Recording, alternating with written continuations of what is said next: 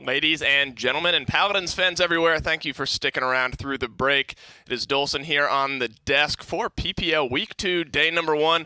Alongside me, Nick Pretty Hair. Good to have you here. Yes, absolutely. I'm super excited for this week because we've gotten to have that week of like feeling each other out. Everyone's got their travel, no more excuses. Everybody knows the teams they're going to be playing with. Everyone knows, all right, this is the sub, this is how they perform, yada, yada, this, yada, yada, that. So now I think we can really start getting into the meat and potatoes of the season and seeing how these guys really perform against some of the more difficult matchups they will be facing over the course of this entire season. Yeah, and definitely starting off with a difficult 1-2 punch. Pittsburgh Knights playing Navi early on today. And both teams coming off a win, both teams finding their win in their second matchup of last week, finding a loss, unfortunately, in the first matchup of last week. But as you said, the meat and potatoes, this is kind of where the standings get kind of shook out, per se. The Knights have 2 games this week, so they'll really be able to make kind of a statement about where they belong. Right.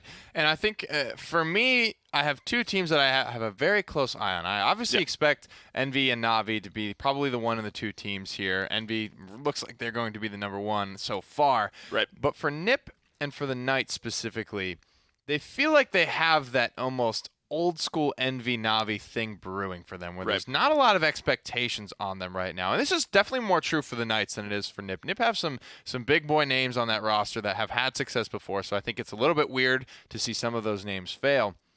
When you're looking at the Knights, it's a largely unproven roster, I think. That's fair. Even looking at Cuss Cutie, aside from the win at DreamHack Valencia, has not had a great performance or a great record at a lot of these lands. Right. A lot of these guys coming from, Splice or some, Global Series teams back in the day. But after watching them in week number 1, it feels like they really are kind of a family coming together. Right. They've got a new in-game leader, which is, I think, a really cool dynamic for Cuss Cutie, who has been a big force on whatever team he's been on for so long. For him to not be able to take a step to the sidelines, but just a step down, I think, from that role. Right. Ricotta seems like he's a really, really incredible player who cares very much about the success of his team and actually likes that role of being the in-game leader and the shot caller. And they beat Virtus Pro last week, which is a team that I think a lot of people were, and they still may be, but coming out of the gate, maybe a little slower than some people had expected on the side of Virtus Pro, but certainly making a statement, I think, with that win were the Pittsburgh Knights, and potentially have the chance to make another statement here today. I mean, what do you see on their side that they may need to kind of tweak or change? What do they need to do to beat Navi today? To take down Navi, I think, and this comes from actually talking to Phoenix, the way he put it to me is Zarini has come in and filled his shoes and done a great job at it. But part of that is because he's filling Phoenix's role. Phoenix is here. Phoenix is coaching him. Phoenix is the in-game leader who is going to help and motivate that guy, and he's the best dude to do it on that team to fill those shoes, right? Sure. Honestly, it feels like the weak link on Navi right now is Phoenix because he's on a roll that he has not been practicing, right? So that is something I think they can attack. If they can look to make Phoenix uncomfortable, whether that's taking the Tyra away or I don't know what that secret silver bullet is, but I think that's where they attack.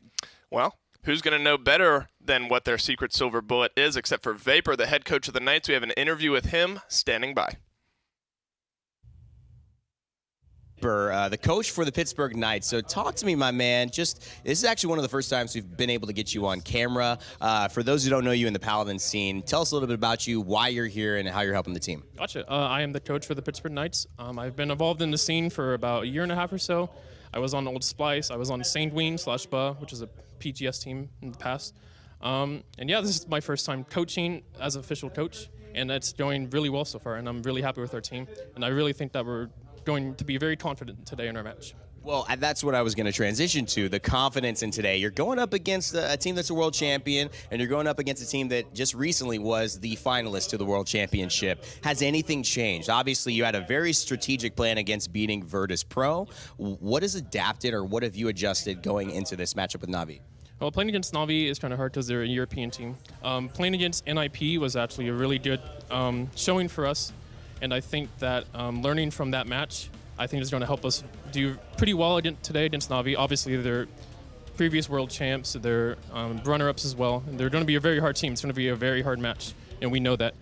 But we are very confident going into the match, and we think we prepared to our best ability to do super well against them. How have the adjustments been for everything around you guys moving here? Obviously, not everybody has been able to move in and keep, their lives straight, but you guys still have your own struggles. Even if you're moving from state to state, it means your family's gone. What's it been like for the team? It's actually been going pretty well. Knights have been an awesome org to work with. They've helped us adjust very well. And we've been improving so easily as a team, being face-to-face, talking about issues and problems that we need to work on. And we've been improving from there, and it just makes everything so much easier. And since we have that ability to be in a team house together, all of us, I think that gives us an up against other teams. And so I believe that with that in mind, we're very confident. Do you feel like there's this style that's kind of adjusted or come from Cuss Cutie being on the squad of doing something a little wacky, something that most people wouldn't expect? Or have you guys started to find your own unique play style? Is there something that you feel developing with Pittsburgh? We're very, very, I wouldn't say unique, but we're also we have a broad champion pool. And we have very many drafts. You can't ban us out. We have a lot of strategies and a lot of team comps that we can do on every single map. And Cuss being that leader, and also Ricotta with his leadership as well, has helped the whole team just grow, not as players, but as individuals as well. And I think with that in mind, we're going to do very well today. All right, Vapor, well, thank you so much for hanging with us. Good luck coaching in this set. I'm sure it's going to be an exciting one, but for now, we're going to spend some time talking to Navi in just a bit. That'll wrap it up for the Pittsburgh Knights coach, Vapor GG. Thank you very much, Evan and Nick. Vapor sounds pretty confident there. He says, I think one important thing to look at is they said we have so many different strategies, so many different picks and ban phases that you can't ban us out. And I think that's a really good and important thing that he mentioned. That's the Cuss Cutie in that team, right? That is, without a doubt, I think the biggest thing that he brings is that they've always been sort of the underdog. North America has always sort of been the underdog in the Cuss Cutie Prime era, right? So he's always had to do this looks good on paper. I think we can execute this. Let's try it. Let's see, right? They are the guys that are not afraid to invent new stuff and do new things to put their enemies off edge. And also talking about the leadership again of Ricotta. What makes him unique, I think, is that he does it from the DPS role, which isn't. I would say it's most commonly done from the support role because, you get dove on occasion, but if you're playing well, you're kind of have a backside view of the battlefield. Nobody's really in your face, and you can sort of make those very informed decisions, talk about cooldowns and ults, and look at things like that, and just see it from a very almost bird's eye perspective. And I can't remember who made this up, but it's called the Ricotta theorem.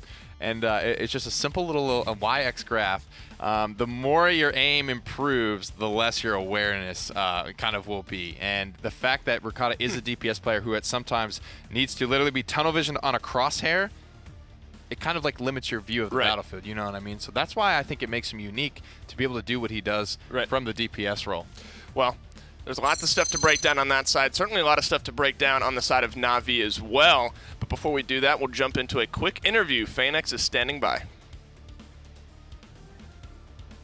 All right, so it seems like we've had another opportunity to chat with Phoenix. You're only here for, a couple weeks before you fly back home, so it is only right to talk to you guys. The big question for me, and that has been on a lot of people's minds, we talked about it in Esports Weekly, what is it like kind of living here for a couple of weeks? It's totally different from playing at LAN and then going, or, even having periodic things. You guys have just been stuck at a hotel for a while.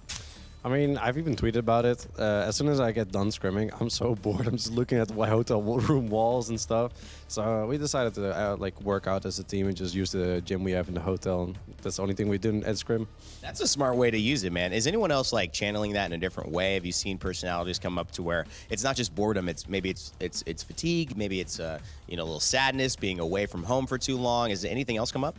Not really. Not really in sadness or something or anything, because mostly we're just happy in the fact that I'm here, because they were not expecting me here, and mostly they were just happy to have me here at least. Yeah. So we get to play with 4 out of 5 people instead of only 3 of our 5 main roster.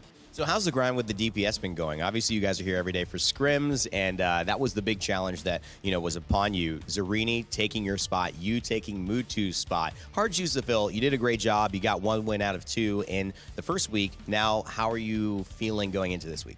I mean, since Summerland, I haven't really played DPS anymore. We tried a bit of Tyra, but that's about it. And after having at least 3.5 days of scrims, I feel much more comfortable, and maybe 3 days is enough to start shining on DPS.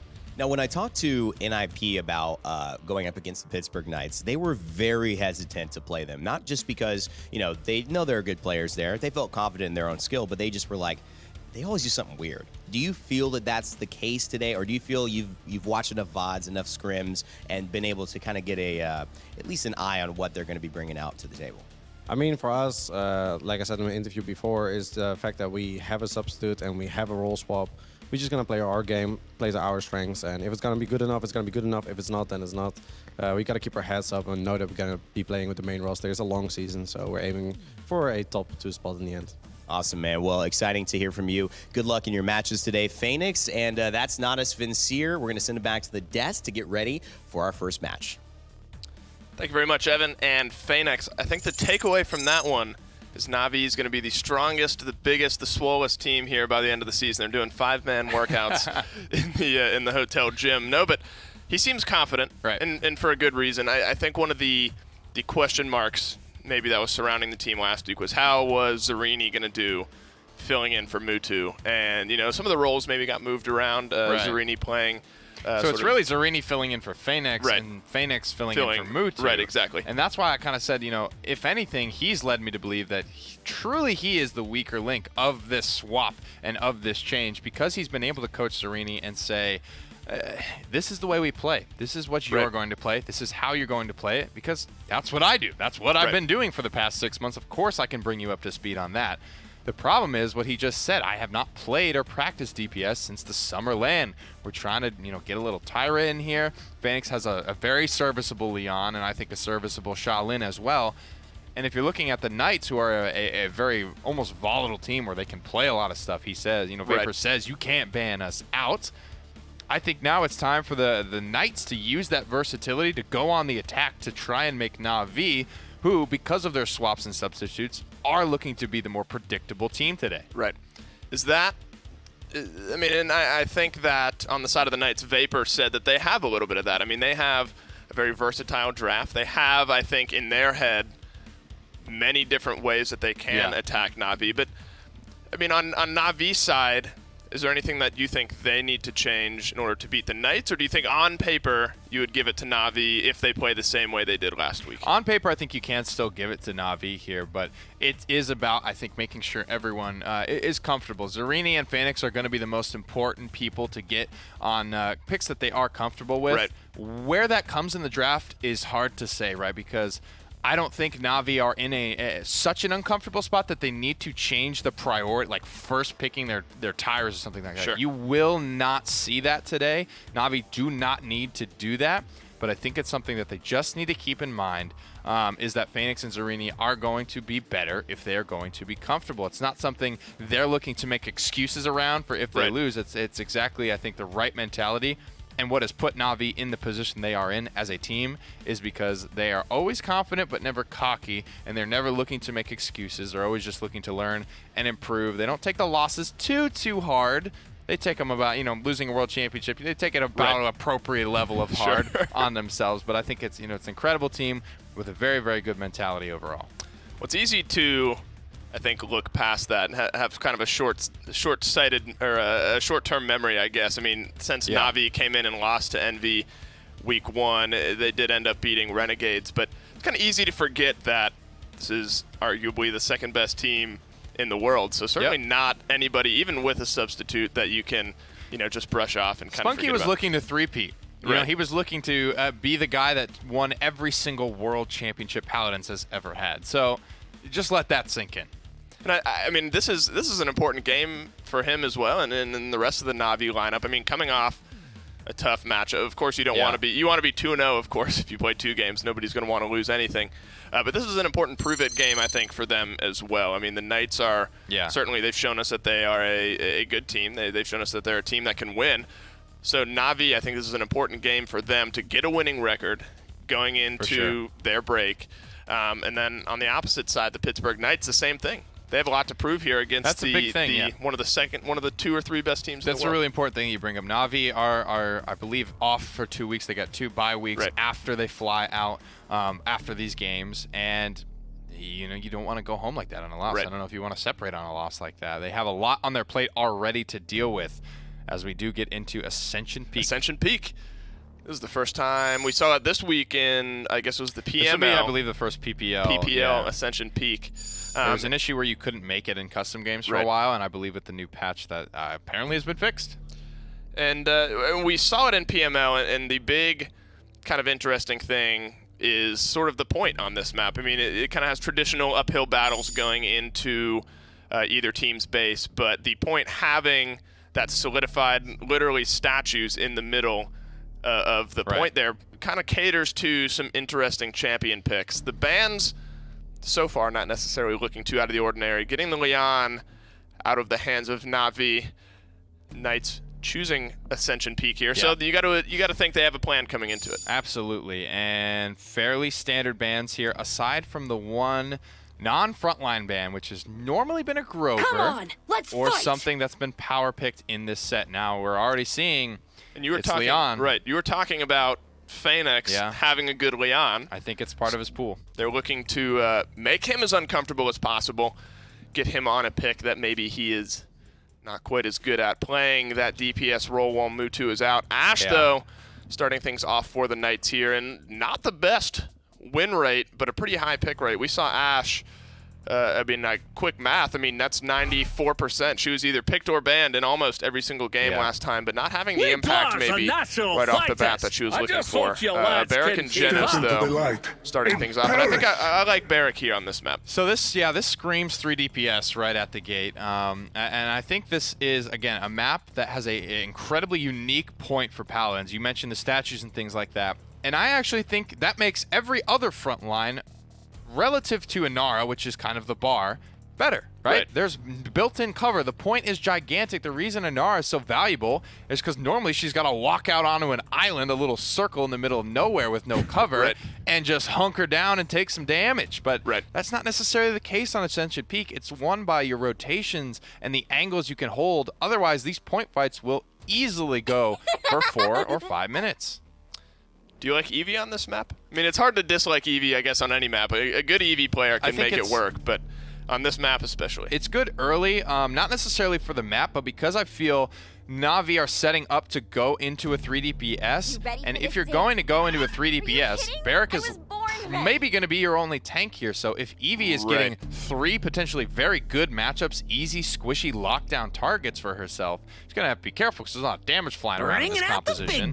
But I think it's a really good pickup, I think, early on for the Knights. Your sight fails Well, the Ruckus and the Shaolin. Ruckus is about as tanky, hybridy with DPS as you can get. So maybe not a true triple DPS, but kind of trending in that direction. The Shaolin, a pretty interesting pick. We've seen him come out about a fifth of the time, getting a win rate in a lot of those games. It looked like he had won. Actually, no, the opposite. He'd only won like 17% of his games. But I will fight interesting to protect pick the nonetheless. And sanctity of the Maldamba wild. and then Inara coming out here, rounding out the Knights lineup. And I like that side. They have the Inara, they have the Ashe, they have the Damba to provide sort of that AoE heal. I think the Knights have a plan coming into this one. Yeah, and could potentially be a Drogos. I think the King is a really good look. They need something for creatives there. And again, Tyra is going to be most limited by the map and the draft she's picked into. That's obviously Phoenix's favorite character, so that's off the table, I think, just by factor of Ascension Peak. Leon is banned out. Shaolin was the one was the third pick we talked about going into this one. I believe it's serviceable. Haven't seen it in a hot minute, so that's what I'm watching this game. But I got to say, I do like the Knights draft better going into this first one. And looking at the flip side as well, Zerini, I hesitate to call him a question mark anymore. I think he's proven that he can hold his own in this league and do very well at it. Putting him on that Ruckus. This is telling. Is pretty good. He did well in the Ruckus last week. I think that he can continue to do it this week, but without any more hesitation, we'll jump into map number 1. You got the Knights, you got Na'Vi, you got Ascension Peak here, game number 1. Both teams looking to make a statement. Let's send it down to the casters, Evan and Gore. Thank you, Dave and Nick. It's time to get started. Set 1 and set 1 of 1 for today's PPL is about to begin, and it's on a very fun map, Ascension Peak. How do you feel about this spunky Luminary Genos? I kind of like it, but I want to hear your thoughts. Honestly, if you had told me that this was the full roster for Na'Vi, I would have believed it with that draft. Like, this is something I could see them grabbing. Maybe you would have swapped around, maybe put Mutu on the Bomb King Creatives on Shaolin, or vice versa, whichever one you're really feeling is going to work out there. But this is a draft that I think they know. They know it, and they know they can play it well. And Zarini should be able to just plug in on this Ruckus no problem. A couple of good shots here as well. The thing you have to worry about is, on this map, I think they picked the Luminary Genos to be flexible. Spunky is not going to die easily. He can run away from a lot of aggression. And he's also just going to be augmenting so much of what these DPS players can do. Creative still on the BK, on the high ground as Zarini finds the 5th kill onto Ricotta. Looks like it's going to be the Throner. He's chasing it, and he gets it. That's 2 down for Natus Vincere, and Pittsburgh Knights are suffering. And unfortunately for Pan, not being able to get a lot of roundabout tracking that I think he really wanted. I think Eevee on this map specifically wants to get into your backline. She's looking for the Bomb King. She's looking for the Shaolin. Yeah. But when they both have a Luminary boost, that's a very dangerous fight to take with only 1,800 health. I mean, Bomb King is going to take, instead of the half health with one bomb, it's going to be 3/4 of your health. Like, Shaolin could sneeze at you and accidentally kill you in that kind of instance. 11:50 to the dome. That's what those Luminary arrows do. And Phoenix gets himself comfortable on his DPS flex. Natus Vincere start this one up pretty quickly. 2 minutes gone by, and they've already captured. That is one of the shorter point fights on Ascension Peak that we can see. And I think actually one of the weirdest telling things I've seen in our stats is that in the PPL, like, Ashe is probably one of the more phenomenal front lines we've gotten to see. Probably, like, biggest in terms of making plays so far. Yep. Not really the most winningest champion that we've had either. So it's interesting to see that correlation. I know the Knights in this instance have that capability. G-Bunny last week was phenomenal when he was playing these aggressive front lines, but it kind of feels like Na'Vi knew what to expect. And again, that's kind of what I would expect, knowing they had a week of practice to come into this. There's still plenty of time, right? I mean, this is just the first point. Dread Serpent already trying to force Phoenix back, but he predicts it. And there's the King Bomb in response. I love the counter engage. The stun doesn't quite get what he wants. Poppy Bomb is going to get punished by Ricotta. Finds the kill on the casket. Lazy in trouble. He's going to get the fail-safe reset as well. And the wall will come up with the Throner. He's going to get a little healing from his backside. Spunky finally going to fall, and G-Bunny getting into the thick of things. It's been hard for him to find a spot he feels comfortable in, but now he finally has found it. I mean, just 3 in a row, and now he's aggressing on creatives, and actually might be able to get that kill. Those bombs are doing a lot of damage, and I like the call to disengage, but I can tell you a million players there that would absolutely have hit the gas pedal and tried to go get that kill. Would 2 of them be Gormizer and Rain Day? At least 2 of them, because exactly. There's no way you can pull me back from that kind of scenario. Yeah, it looked pretty juicy, but the smarter man ends up winning at the end of the day. Phoenix here trying to fire through. Zarini doing a great job of using these miniguns. Now just trying to set themselves up as best they can. And this is actually one of the champions that is kind of interesting to see. I think Zarini and most of the PML content we got to see was playing things like the Anar, playing the point tank. So switching to this aggression was something that seemed a little weak last week, but he seems to have filled that role even better this week. Like, again, a lot more comfort coming from him. I mean, 2 kills right there. It's looking crisp. Well, I mean, it's a difficult role to understand the rotations and the timing of all those things, but, fitting in with Natus Vincere, I think this is maybe one of the best things you could do, because they have that just consistency of that kind of presence on the front line, and that's something that Phoenix is really almost like branded as his own, that aggressive front line. So it's easy for Zarini to plug and play. I'm sure he's been watching Phoenix do this for a long time. So he knows, at least in his memory, what it should look like. And now a week with Phoenix to coach him up on it, no better way for the student to learn than with the master there teaching him. And an interesting thing for Phoenix in this kind of scenario, because again, I think they were even saying that, he hasn't played DPS since Summerland. Like, they were barely touching DPS,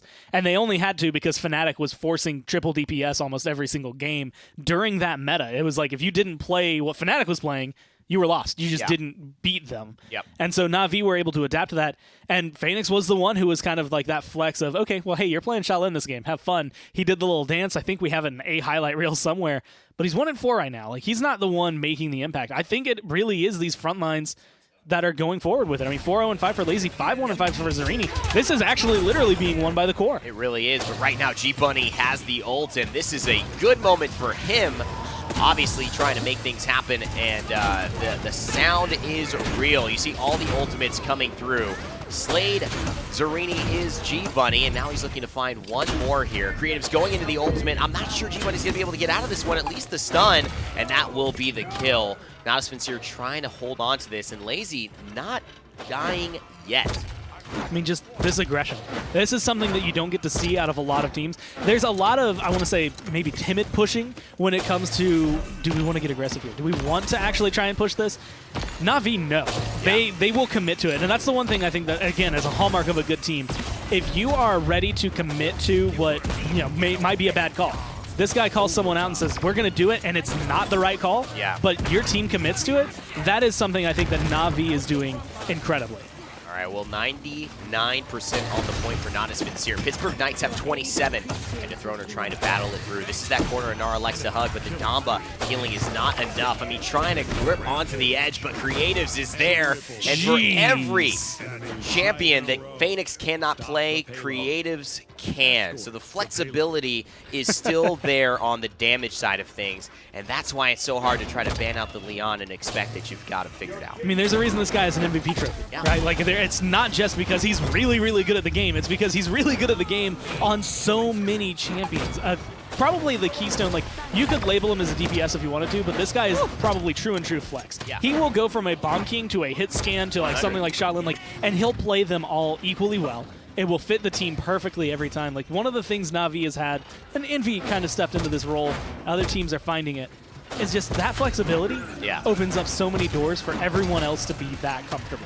And I think that's the biggest key, right? The flexibility on this lineup, losing a little bit of their frontline flexibility, but maintaining all of it on the DPS side. And I think you just maybe switch who's doing some of that flexing, but it has always worked for Natus Vincere to rely on Creatives. And Lazy has not died yet. This is the power of the EU Barrack, my friends. My God, what a min-max for him, and what a performance by Spunky as well. On the Genos, making sure he's always got that healing when need be. Payne trying to respond, but Lazy is there in kind. Is he going to go undying in this entire game? Assert Dominance is going to slam down. Can't quite get Spunky, but he can escape. That's what that Genos can do on this map. I mean, just trying to push this in. G-Bunny's holding on as best he can, but that flag's going to disappear really fast. Oh boy, are we going to see a 4-0 perfect game from Natus Vincere from the front line? 19 streak for Lazy. Wow. That was impressive. And exciting to see Natus Vincere start so strong. Knight's map, by the way. That was not where they want to take that loss. Yeah, that is strength coming down from Na'Vi, and a lot of showcasing. Again, the front line in the first round, they won that round. Essentially, it comes down to Lazy undying in the entire game, but Zarini was undying through that first round. It wasn't until this last round he picked up those 2 kills. Then you add Creatives having that performance into the second round. It's just like you can have all the control in the world as the Knights, but that is difficult to bounce back from. And what a play by Lazy. He's been improving steadily over the course of this role, becoming more and more familiar with him. He's been a DPS guy for a long time, and switching onto the front line with Na'Vi just clicked, and he's now gotten it even to a higher echelon of play. To go deathless in a game like that with all of his comrades dying as well, it's just incredible management of the skills and a huge impact for him on this game. Let's send it back to the desk, break it down. Natus Vincere off to the races. Thank you very much. Gentlemen, game number 1 is in the books, and Nick, there's a lot to unpack there. I mean, you had Lazy undying, you had Phoenix showing us his Shaolin, you had Zarini doing well on the Ruckus. Really just looked like Na'Vi was firing on all cylinders. Yeah, I think it comes down to a couple of things here. The fact that Lazy does that with a Genos, I think there's something more to it, right? It's crazy that with a, frankly, low throughput healer, he's going to top damage in this game. So he's staying very involved, right? 8-0, 8-2. That is a very, very involved front line for Na'Vi. They weren't so worried about the objective, and I think that's playing this map well, right? This point is extremely easy to get back and contest. Hell, you could even have Spunky float behind a statue and contest against Inara for a while. It's incredible. Look at how far out in front he is, staying aggressive, staying with Luminary. You're going to be chunking people, right? And I think Payne did a good job trying to put pressure on Phoenix. Phoenix was like 1-4 after the first round, so that one's pretty done and dusted. The real hole for the Knights for me was Rukata's Cassie. I thought it was his #1 pick. At the start of games, though, Cassie can and still will struggle against Ruckus. Ruckus will bully everybody early game, but that just said, you know, they didn't survive long enough for that comp to come online or for that pick to start to fall off, so that's why you're seeing Zarini have a hell of a time as well. Kid's not missing a shot. Incredible KD. Top damage in the game on the Luminary Barrack. Well done, Kevin Jensen. All smiles there in the Na'Vi booth, and you saw Cuss Cutie on on a cam right off the game, chatting it up with his team. Looked pretty intense. Probably disappointed to come out and lose a quick one there, 4-0. But one thing I kind of want to look at is the Leon ban focused onto Phoenix. I mean, Phoenix didn't have the greatest He was, I believe, slash third line in here damage, on the if I'm remembering Shaolin. correctly, yeah. Is it still worth? I mean, you took him out of the game to a point. I mean, he went, I think it was 5, 8, and 3. And everybody else stepped up. Right, and the Sometimes rest that of the happens, team though. stepped up. Right, If that's so the way the draft goes, there is a win condition. Like it's very, very exemplified in like a Torvald Koga draft.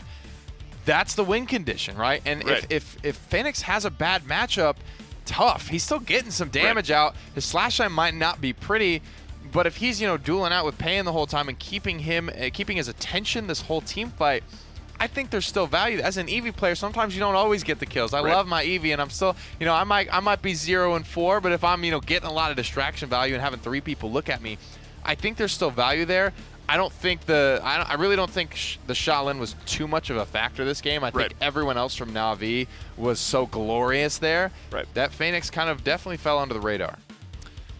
Stone Keep is where we're going to go. Bad and this problem to is have. This is the Or a good problem to have, I guess it's a you good should problem say. to have where one guy can fall behind And you don't and notice. you can have a undying We Barrack talked on about the that in the opposite World side. Championship. It was on Ascension Peak. Right. Mutu was playing Andro, and I don't remember what he was. It was like bad. It was like 0-6, 0-8, somewhere in that territory. And it's almost like it didn't matter, Dave. It's like, it's so crazy that a player for Na'Vi can just, fall flat on their face or have a terrible matchup and just get sat on the whole game.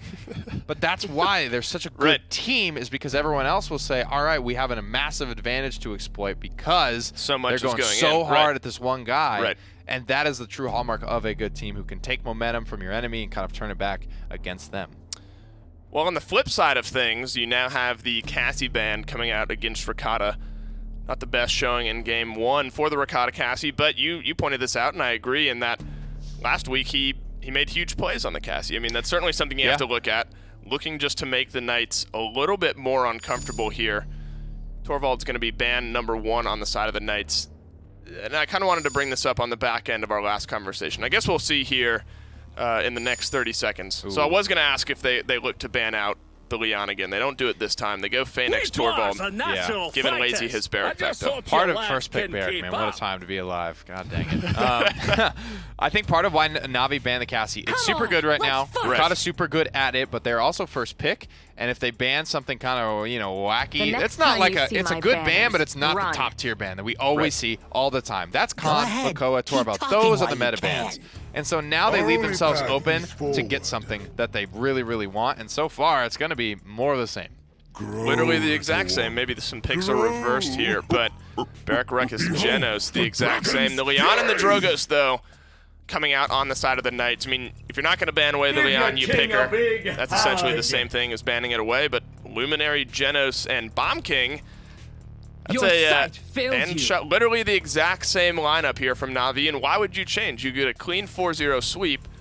Literally everyone except for Phoenix was streaking out at the end, and Phoenix still had a big impact. So I guess more the same. Why would you change anything up anyway? I'm wondering if part of why they're going for these Luminary Genos comps today is because it will help Phoenix in those matchups, right? He is good enough. He is serviceable as DPS in the PPL, but having that extra HPS and 15% extra damage is going to help him win those 1v1s. Well, trying to win a 1v1 and win game number 2 is Na'Vi. But let's send it down to Gore and Evan to take it away. What do you think, Gore? The ability to repeat here seems at least 50% probable. They've already repeated their lineup. I mean, being able to grab literally the exact same thing. And that's I think the big thing coming down from Knights is like, what do you ban from that last game? Nothing really was, oh, this is the exact problem. It was just they played it really, really well. Are we going to use one of our bans that we use for Makoa or Torvald on Ruckus and let them have Makoa or Torvald? Like, no. We just have to play better than them this time around. And this is a very interesting spot. Lazy already down to the ground. And Zarini holding this high ground as well with G-Buddy pressuring him off. Ruckus going to see this one, although he can win that sustained battle. He doesn't have enough health.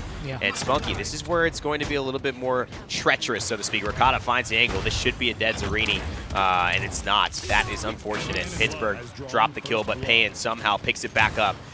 And the Dragon is a little overcommitted here. We'll see if anyone can find him. The turret starts to do a bit of damage, and Creatives now looks to be low, and Dethroner finds the kill there. But Lazy has 78% on the objective to 0 for Pittsburgh. Unfortunately, as of right now, not sure if he's going to be able to repeat the no dying. He's getting incredibly We'll low, see. but bowling ball resets. We'll see. You can never underestimate where those rocket boots and that bowling ball shield is going to get you. And the fact that he's still alive, back. he's still putting pressure And on them, and Dethroner's now dead now. on the point. I can't believe. I mean, this is why Barrick is played, because even we say there's no way he makes it out. Yeah. Fail safe. Bowling ball. He makes it out. Yeah, The good Throner throws. overcommits. He thinks, oh, he's dead to rights. No, he's not. You are. That Mother's Grace ain't going to save you if you're locked in a corner against 3 Natus Vincere players. And this is just, you know, this is just old school, man. This is, you know, the your dad taking your son out for a basketball game, 1v1, backing him down, saying, listen, young man, one day, but I'm gonna use some old tricks that have worked since the beginning of time to get this win. Now, on the side note, he learns those old tricks, but might take him a little longer to apply them. As of right now, Creatives is applying about as many bombs as you can stick to somebody. G-Bunny going to be able to get the kill there, but I don't, again, foresee him lasting too Should be long dead here. under this amount of pressure. The problem is they spent so much on Creatives that by the time he ends up taking a fight with Zareni is just easy cleanup. And Payan is perfectly countered here by the Ruckus. He's dodging some of the missiles. The Worm Jets is only going to help him to survive for so long because he's got to either fall down or get back onto the point. 1 minute and 30 seconds left on the push. Natus Vincere look like within 20 seconds they should be ready to have this thing go in 2-0. I mean, they're finding the aggression. There's going to be a dome shield Love up it. on the balcony of the Pittsburgh Knights. Lazy is in their face. The Throner is left alone to try and contend. This is just all-out aggression. Originally, I was going to say this Drogos is going to change the game, but as of now, it feels like everybody on Knights is more or less locked down. That's the first successful fight they've had. And Shaolin by himself might be hard to shut down the Drogos, but with Zareni and the way he's playing, plus Spunky, they have enough to be able to make sure Payan does not feel comfortable in the sky. So he's still being, you know, put off, and that's why we see a lot of people play Combustible. Even though there are these angles to play, it's not easy to do it when you have players like this who hit more shots than you're used to at this high level. I mean, Creative stuck him mid-air right there. Payan's like, no way I'm worried about this Bomb King, but that's the type of stuff that Creative does.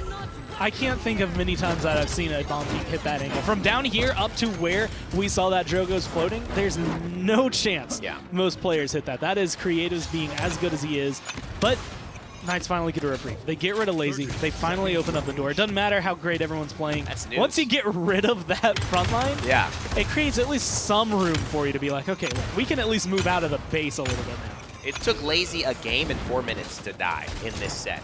That's a problem if I've ever seen one. Dragon Punch could be at the ready. That's a good rocket, but it's already going to get the failsafe. Then the Genos Heal will come through. Ash has to go into the Assert Dominance, but Payan is too exposed. He knows he's just got to make it out with his life, and he will. He'll get 30% back on that charge, but G-Bunny is low.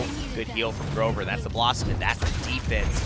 It costs them about 70% of a Drogo's ult and a Whirlwind and a Seismic Crash and an Assert Dominance, but they got the defense. Well, I mean, honestly, when you're up against a team like Na'Vi, you take what you can get. Even if it means you have to spend a lot to get there, that point is a stabilizing factor. That's saying, okay, look, last point fight, we let them sit on it too long. What can we do about Lazy? We don't have the Dragon Punch immediately. Unfortunately, you had to use that. Like, you were charging it up. Could have been the defense. You had to get out of there, Payan. Now we don't have it. You have to charge that as fast as you can, get rid of this Barrack, and then hopefully that's going to be enough to at least let us have some point of contention on this. Yeah, and I'm happy, but I'm still worried. I mean, this hasn't given me any confidence for Pittsburgh yet, but hopefully it helps to at least settle them down. And if that can be the case, maybe they'll take this fight a little differently. Oh, the through time and space is way off. Spunky makes a bet, loses all his money immediately, but at least they're still in a position to capture the point. Explosive arrow by Phoenix. And that's just going to cause a little bit of disruption. Nice little arrow on the Cuss. If he does it again, Cuss may be forced to use that Blossom preemptively on himself, and he does. He uses the Whirlwind instead.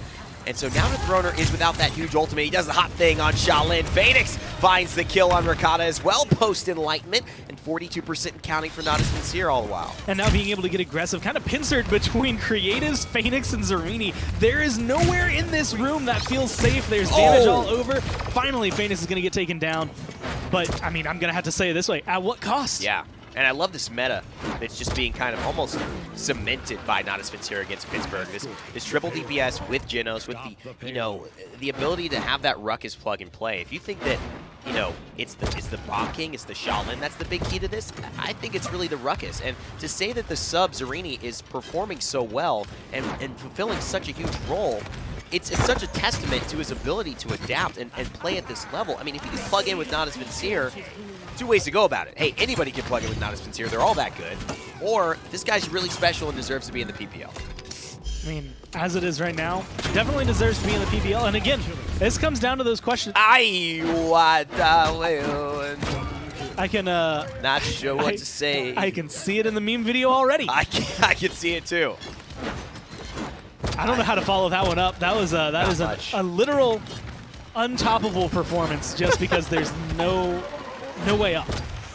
Well, yeah, clearly for G-Bunny, who is fallen off. All the He's way now down. gone up, and unfortunately for him, there's no way up, and then there's no way down. He gets caught in the Void Grip. It's a perfect counter to Ash for the Assert Dominance as well. So many people forget about that aspect of Genos too, and it just shuts down what G-Bunny loves to do. Oh my god, the destruction Natus Vincere have just laid down on the Pittsburgh Knights. It's hard to watch. That was, that first round was feeling them out. You just played against this lineup, so you know how to beat this team, or you have some theories about how to beat this roster of champions, I should say. And then, okay, well, let's see what happens when we put pressure here on creatives. Okay, nothing. Let's not put pressure on creatives. Let's see what happens when we pressure out Lazy. Okay, we can stabilize. That was round 1. Round 2, it was good luck getting any pressure on Lazy. That was literally what Navi said. That's how they treated that round, and it feels almost as though there was no time for Knights to even figure out during that push what to do. Well, it's a very tough position that they're in. You don't usually have a DPS player, being the in-game leader. But what's interesting is that, and actually I don't know if that's true. I just don't recall a lot of moments in Paladins where that's the case, but it might be more than I think. But right now, Phoenix is actually doing the same role for their team. He's actually playing DPS and being that in-game leader, and the person who's kind of creating the space is Lazy without having to say much. And you can see Phoenix is feeling so confident here in his performance. Baits out the Enlightenment, goes into the withdrawal. I gotta say, that's a huge play from Ricotta, though, to just make something of that. Phoenix got a little bit too aggressive there, but the job is done. The Grumpy Bomb, it's not going to stun, but it's going to make sure the Throner doesn't move at all. He's still got the cut. He might not have been able to fully stab them, I guess, but he did cut them. They are Stun bleeding. before? They're having trouble, and there's my a Void God. Grip, a stun. They catch G-Bunny again. Oh my god. And I was saying, okay, stun him before so he doesn't land, but he Void Gripped and got stunned. It was insult to injury, and the Poppy Bomb just to displace him so he couldn't get any follow-up damage. Ricotta runs into a bomb. The Dome Shield to set it up. That wall will start falling. Creative's getting a little excited, but here's the Assert Dominance that maybe they weren't hoping for, and maybe that excitement will start to turn things for Pittsburgh. Shoutouts to Lazy taking all of those shots. I mean, Shaolin Phoenix is so close to death, but Lazy is just face tanking them. Unfortunately for him, that means that he's too low health to be able to jump in right now. The shielding's not going to be there. There goes Phoenix and Zarini. This is so So smart, they're going to though. have to wait for the respawns. Ricotta needed to make that play. If he did, that's Enlightenment, that's Leon, that's rotating damage for Pittsburgh, but now it's rotating damage for, for Natus Vincere, but now that's rotating damage for Natus Vincere, and that has put them in a much better position. The Throner has to throw the wall up,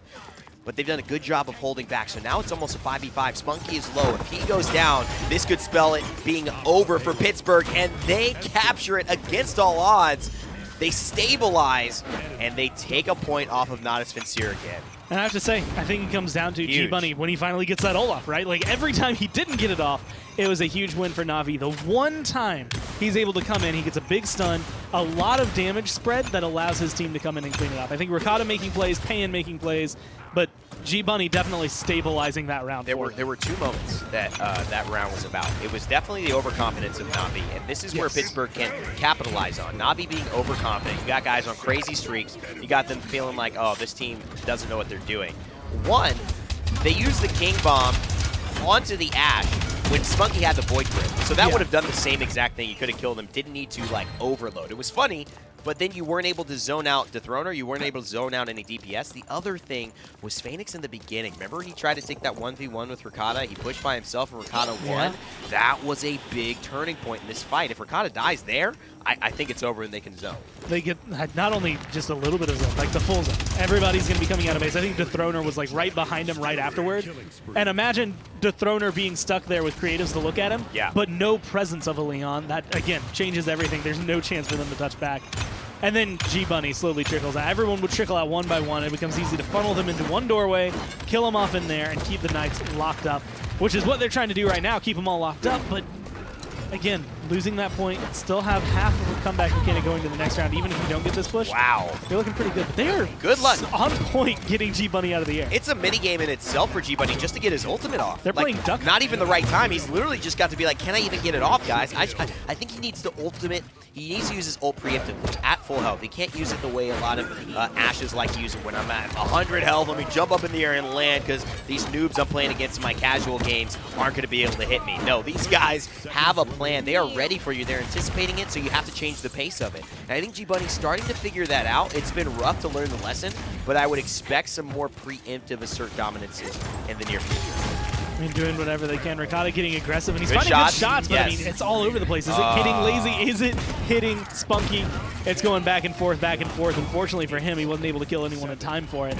And this is looking like a pretty solid hold. I mean, keeping them locked in their base for about 20 seconds there is definitely a good way to defend. Good to remind the audience, this is a defense by Natus Vincere. That was not them pushing.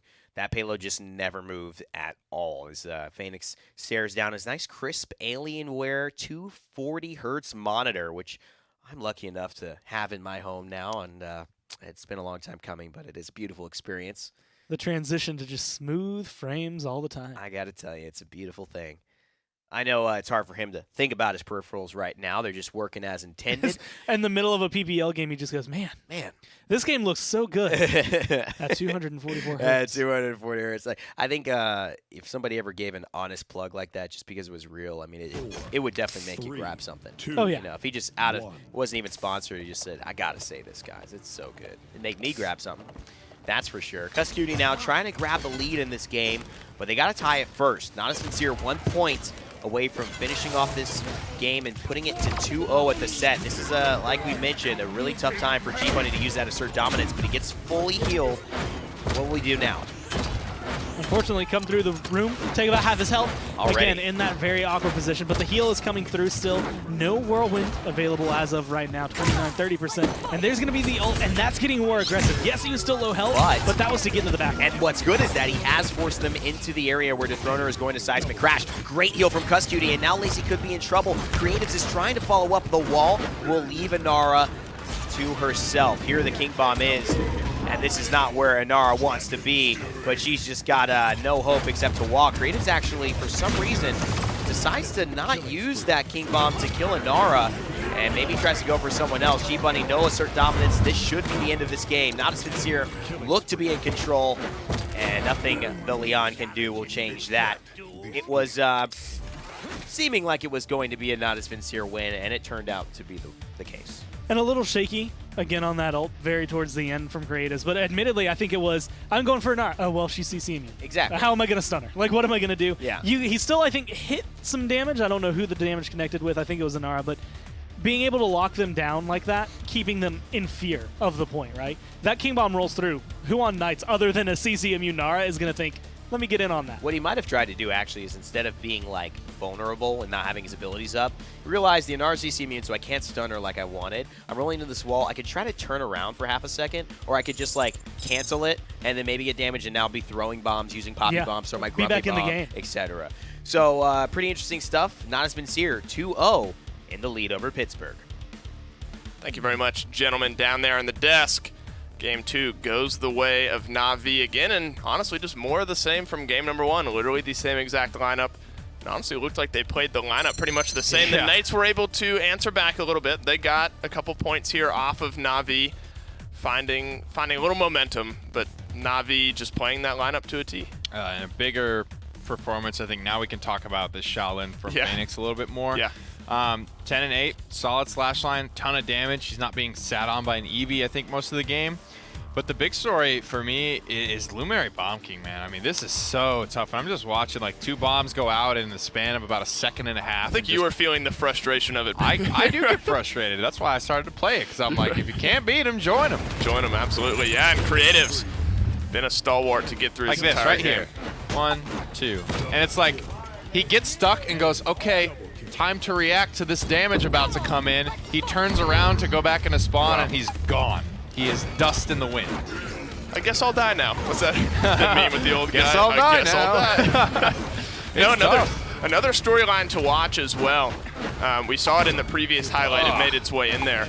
But good reactions and good use of the kits. It's just so satisfying to watch. It's I'm so sorry, I much can't even talk damage. through it. It's just so... So much damage in a clip. It's north of 6,000 damage in a clip. I mean, he just bopped that Nara like it was nothing. That's a very the whole theme of Bomb King is more health than you, more damage than you. I can pick up. I don't need. All I do is left click, right click, basically. Right. So all I need is loadout cards that make me left click, right click better. More health. I'm gonna stay alive longer. Heal every time I right click. That's good too. Reload speed as well. It's like everything allows him to just auto attack more. That's all you need. And Luminary Genos does just that. More healing throughput. More damage on your left clicks. It's like it's such a bad problem when, you know, some champions need cooldowns in their loadout. Like Andro needs like hit my reversal so I get my dashes back.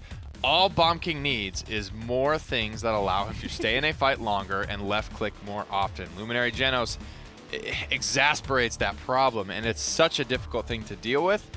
I feel like the Knights need to figure out a way to get Na'Vi away from this. They said they wanted to focus on playing their own game. It's very clear at this point that they're very well practiced and prepared to play that game, Dave, and I think the Knights have got to throw them off balance.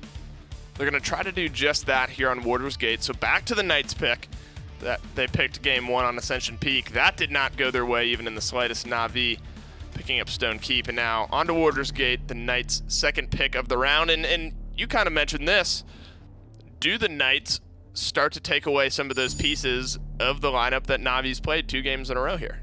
It's kind of tough, right? Because that would come down to needing to first pick Barrack. And that's not something I don't think a lot of teams have done. I don't think a lot of teams are prioritizing Genos. And the Barrack Genos is a big part of the core of why that's so successful for Na'Vi. Because Barrack, you know, say what you will, he really does pair well with Luminary because he's got a very high kind of base hit on his gun that doesn't have a lot of fall-off damage as well. So Lazy can contribute and has been contributing very, very significant amounts of damage to these fights. Well, it's up to them. I mean, they, you know, the first pick, like you said, that's been really them in the driver's seat. So the Genos goes away, and that has kind of been the cornerstone of that lineup. I think that the Luminary getting on all of the members, the Bomb King hitting for 1,035. Unnecessary numbers on his auto attack. So they're just going to get rid of the Genos here. And last time they didn't ban away the Leon. They gave Shaolin back to Phoenix, but they picked up the Leon, so effectively taking it away from him either way. But the Knights in the driver's seat here. I imagine with the Genos gone that the lineup will finally start changing here for Na'Vi. But it's really the Knights who now kind of control it. Bomb King is still, I think, a pretty important pick. This map's still pretty new, so I don't exactly have a concrete yes or no in my mind of what I like and don't like here yet, to be honest. And Nara is going to be fine pretty much just about anywhere. The biggest thing I'm looking out for is the Tyra this time around for Na'Vi. Phoenix is starting to get in the swing on the Shaolin, but this is a map that I do feel the high ground is not super important. There isn't really a lot of need for vertical mobility. Not to say like Shaolin even fills that role, but he just stays so far away from the fights. I think this could be the first time we do see the Tyra come out for Na'Vi. Well, it's going to be a Damba at the moment. They got one more pick to round that out. Not going tankiness as we've seen at least yet. So Ruckus, so Zarini will get his Ruckus again. I think that's pretty important. Zarini is certainly, you know, game 1 he made a really big statement, performed really well. Last game didn't perform poorly, didn't blow us out of the water, but really held his own. Game 3 they're going to give it back to him, and I think just looking for more of the same. Like if we can get you on something where you have the potential to excel, but then your floor is just holding your own. I mean, that's a pretty safe pick. At this point, they're winning these games so fast. Ruckus is very, very strong early game. So, I mean, he's just such a beast for them at the moment. Bomb King as well. still on the table for The gods are Na'Vi. watching. The Knights Our are going blood to take is away the rushing, Tyra this time. and the hunt I think is this is on. good, but obviously Phoenix, Come again, on, getting let's into that fight. rhythm. Maybe he saw this coming. Maybe he saw that, all right, Right. people are literally just going to try to steal Tyra from me all day. The so reverse psychology. let me get something else going. Yeah. No, that's entirely fair. I mean, we saw it with the Leon last game. They didn't ban her, but they picked her away from him. I mean, she might have gotten picked anyway since she's a good pick there on Stone Key, but this In really this looks game, more like you it's win focused or to you not die. letting There is Phoenix no get middle on ground. the Tyra, but instead he's going to get on the Leon. So it's kind of damned if you do, damned if you don't. As far as trying to pick away from Phoenix in that case, the Leon is going to go over to him. But now the Knights back in the driver's seat with their final 2 picks, looking for a damage and a healer. Zin coming out for the first time today, and Grover's going to round out their 5. Zin has been very, very popular on this map. Yeah, definitely. I would say I don't even know if I can think of a game that did not have Zin on this map. A lot of people have been playing him here.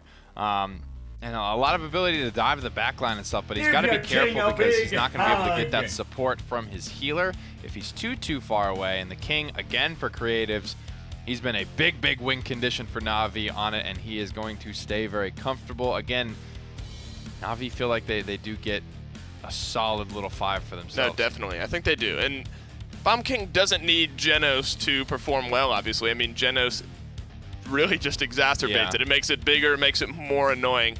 But creatives on one of his comfort picks like Bomb King is certainly I like the Zen always a into it. force to be reckoned with. You like the Zen into the Bomb King? Yeah, I think because Bomb King is so rhythmic, you can really predict when that shot's coming, when that damage is coming. Sure. And also, it's like it's a projectile, so it has left the hand. He is committed to throwing that, and you can hit the counter based off of that. Right. Hitting good counters onto Bomb King is a huge part of winning that matchup, and not getting caught out because then Bomb King could just throw the bombs over your head, and you're sitting there with your sword up, getting exploded from the top down. Well, Nick likes the lineup. I'm sure they do as well, but Warder's Gate is going to be our map number 3. To take us through it, let's send it down to your casters. Well, Gore, thanks Dave and Nick for the desk throw, but we had been talking about what is the key for this lineup on the side of Natus Vincere. My actual thought was that it was Zarini on the Ruckus. They've banned the Genos. They don't feel that Zarini and the Ruckus was the big key. They went for the healer. How do you feel about all this? Honestly, I think, again, if you have 3 working parts, and it's Barrack, Ruckus, and in the first 2 games, Genos, you take away the Genos, and you're like, okay, well, man, this Bomb King doesn't have a Luminary amp anymore. Still going to hit, what, 900 a shot every single time he gets those bombs? Like, That's true. You're taking away a little bit of damage, a little bit of the control, but I think it was that's not the cause of all the issues. The cause is these front lines that are just causing so much space for Na'Vi. Yeah, and I think one of the keys here you're going to notice probably this rotation style, because not only do they have to keep with the Grover, but the fact is they're going to have to make sure that they are patient with their movement and they don't get caught out. This is a map that requires a lot of up, down, side, left, right, up, down. It's almost like you're putting in an old cheat code for a PS4 or something like that. But at this point, things have gone pretty decently for Pittsburgh. They found the first blood, but Natus Vincere still in control of the objective, and Phoenix finds a huge presence, and that just deletes Cuss and Ricotta. And seeing creatives get that aggressive in that moment as well, like Phoenix comes back into the fight. Na'Vi have corralled the Knights into where Phoenix is going to be coming from, and creatives jumps right into him. Like, he has no hesitation to be able to jump into there. Again, I think the problem might have been partially that the damage was just so much from Na'Vi. I don't think getting rid of the Genos solves that problem. I think it's their champion so far. I think the bigger problem, and this is what we see across North America, is that, and it's not that Pain can't play blasters. I don't know about Pain's Bomb King specifically. I know about Pain's Drogos, Pain's Eevee. I don't know about Pain's VK. But it feels like Creatives is just consistently able to be a top performer on a 10th pick Bomb King. And they don't really have a great answer for that. And they're also not able to really ban out Phoenix as a result, because he's just getting the Shaolin, he's getting the Leon. If you don't take Tyra, he would have taken that. And Na'Vi are just, I think they've just executed this plan so well. Bomb King is one of those champions that there's a fine line between when you're good at him and when you're bad at him. Like, there's just a certain point where you realize, like, I can play this person now. I can play this champion and make him look good. And I feel like there's a lot of teams that aren't confident enough in their ability to bring it out. And he is literally game-changing at a top level. It's literally been it's been a North America thing for a long time. for a very long time, North America and North American players have actually had a difficulty in matching the level of excellent Bomb King players that exist in Europe for whatever reason. And there have only been a handful. Yeah. There's only been a few that have really mastered the craft of the BK, of the Eevee. We've seen a lot more Drogos. And when you look at these guys, you think of Random Noob, you know? You think of maybe Evil Eye on a really good day. There's probably somebody else I'm missing right now because I'm making this point off the top of my head. But you do see that in Europe, there's so much more of a prevalence of just dangerous people you cannot let have these champions. There weren't many European teams that I would look at and say they can't run Bomb King. Like everyone had one. Like even Mouse had a Bomb King and Andrew Doodle. Like they always had that presence. Man. And it feels as though I think again the Knights have to have someone who can play it. I feel like I've seen them do it in the past. It's just, are you confident enough to say creatives is a big issue here? We need this pick to be taken away from him, whether we ban it or we pick it. The first game they ban out against Phoenix. Second game, they just banned 2 frontlines. Third game, they ban out against Spunky. And I feel like, again, they're looking at things that are that's beating around the actual issue. Right. And I think the big key, too, is that there is not maybe the true ability to be able to ban out creatives in the way that he's been playing. Again, we talk about the flexibility. When people tried to do this at the World Championship when they won, when he was MVP, he brought out the Mage. He brought out the Shaolin. He brought out a BK then. He would do whatever was needed. Creative's one of the old school Eevee players as well. I mean, really one of the first players that when Eevee was coming back into the professional meta, pioneered him through even the PGS, man. And Phoenix right now, absolutely loving whatever happened after that pause. I'll take back a little bit of what I said. G Fuel? Maybe that first game when they banned out the Liana made a little more sense now that I'm seeing what it is in full effect. I think Creatives is firing on all cylinders, but if you have Phoenix, so game 1 is a 4-0 on Ascension Peak, and Phoenix was like 1-4 after round 1, right? Not crazy impressive. And again, that's what the desk was saying. Your slash line doesn't have to look good as long as you're getting the job done. And that's exactly what it was doing. Now, what happens when you're getting the job done and your slash line starts to look good? Like when you're up there with the way Creative's been performing, it opens up so many more doors for your team. And there's 4 total deaths there in that round for Na'Vi. Zarini and Lazy once again going through a round without dying. And I think this is just the story of this matchup. Zarini slotting in perfectly. The Ruckus, 2 games in a row, about to be 3 that have turned into victories for Natus Vincere. Lazy with the early capture objective pressure that has just been so hard for Pittsburgh Knights to fully surround and overcome. Zarini with a beautiful Hexafire. It finds Ricotta, but now maybe Payne without the Ruckus can find enough pressure to do something here. Good counter attempt, but the Dome Shield is going to make it so difficult. He's going to billow and luckily use that geyser to get back up and around. Being able to bop up, get onto the high ground. Unfortunately, you lose Dethroner, and it looks like you might lose G-Bunny in the process. Creative's kind of pincer between 2 members of Knights, but he still walks out alive, walks out even with a kill on top of that. And one of the things we didn't really note on coming into this round, Ricotta, I believe, just got his first kill, but unfortunately, immediately trades it out. That was no contest. The cleanest game you could have. No contest right there. Yeah, it's looking like, again, my thought is more of the Ruckus being the impact. But, you know, Pittsburgh trying their hand at banning this Geno, seeing what the result is. The result is maybe even a swifter 4-0, at least on the pace that they are at now. Tyra not quite meshing. The Zen not really found enough damage. And sitting comfortably. Tyra's all the way at the bottom. Yeah, that's not what you need there. And they know it. They're trying to make these adjustments. I applaud Pittsburgh for trying to figure it out, but it's just, you know, what do you do? It's a weird day. Nice Red Serpent. Oh my God! Okay, Creatives. Okay. We see you. Go ahead and get the 4th. We'll stagger it out. Yeah, smart. Little bit of a wait. Okay, a lot of bit of a wait. Oh, the BM. I think he just tried to get the Poppy Bomb kill. Look at this stagger. So 12 seconds, uncontested, 4v5 right now. That payload's going to keep moving forward. What I was going to say, actually, I've completely lost my own train of thought. Wow, I don't know where I was going to go because Na'Vi are just blowing this out of the water.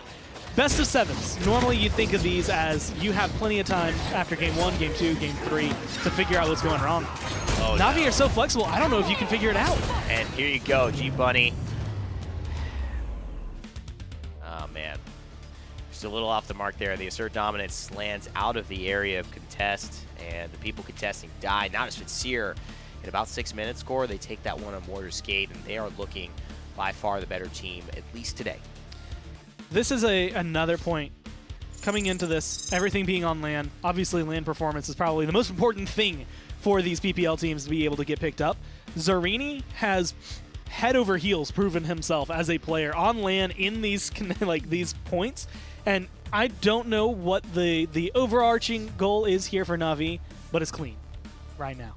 And they've been playing clean. Let's send it back to break it down. This one could be over very quickly. That was a quick one there, Nick. Dave, I got all dressed up today to come in and broadcast the Paladins Premier League. What time is it right now? I don't have do I have my phone on me? What time is it? It is 2:05 and 25 seconds. 2 o'clock. We got started at 1. They've been fast. I mean, it's a comfortable suit. You know, I was planning on wearing it for at least 2 hours today. Yeah, it's soft. Oh, man. At this point, the what Tyra definitely felt like, all right, let's try this. Right. Well, I mean, is that just kind of grasping for something that works then? I mean, I think it's reasonable to think it would have worked. Right. Right? Because, you know, they are trying to maybe attack the weak link here in Phoenix. But I think, you know, he's got his 3 picks. He's serviceable enough to where it's leading me to think that a lot of PPL teams aren't going to be super ban-outable or pick-outable to the point where it's so uncomfortable that they start to lose. And especially a team like Na'Vi, who is very focused on playing their own game. That's an interesting sort of dynamic to look at, is that it feels like the Knights are trying to attack Na'Vi and you know, get them uncomfortable versus this is the way we play, this is the way we practice, and this is the way we are going to win. You know, it doesn't feel like you're going to win a game by making Na'Vi uncomfortable at this point. And now it's 3 games, 3 incredibly quick 4-0, 4-1, 4-0. Now you're starting to get into just like tilt territory, you know what I mean? You're starting to get into just like, what do we do? Well, I forget where it's from. There's a really good saying that's like, everyone has a really great plan until they get punched in the mouth. Yeah, from Mike Tyson. It's a Mike Tyson quote, yeah. And then, everyone's got a plan until they get punched in the face. Oh, no. Now Kith. Now Kith. And I think that's kind of what's happened here. There is, I think, one play that you wanted to touch on was the Dread Serpent from the last game. There's a huge play. Creatives picked up the triple kill on the back end of it, but I think it hit literally everyone. This is sponsored by Spunky, right? A lot of, we Creatives pog like quadra kill. This is old man Spunky here. It's just about everyone in the damn kitchen seeing 4 people there. Oh, wow. Minimum, right? The 5th guy, I think, was already dead. Dethrona was dead before the Serpent even went off there. Spunky just wins the team fight with 1 keystroke, and that's something. That's the cool thing about support. It's like nobody really talks about you until you're not doing your job. I need then healing. You come through time and space. Dread Serpent, like these support ultimates, will literally win the team if they're good enough. For Maldamba, for Pip, for Genos, if they're good enough, the fight just ends with that single keystroke, and that's what is so crazy about a Paladin support player, is that they can pop off and win the team fight hard and fast in a moment's notice. Well, Frozen Guard is where we're headed for map number 4. I don't think that's too surprising. This is, you know, traditionally there's a couple maps where teams will go and try to slow things down. I think Frozen Guard was one of those picks. We've seen some really fast Frozen Guards though over the past few weeks, but the Knights trying to get things back in control here. And this definitely brings, you got to have that draft expertise. And you sometimes have long-range drafts here, but you can run shorter-range drafts here. It just changes where you want to fight depending on what you end up picking up here. And this might be the Knights trying to get Ricotta on a sniper or something.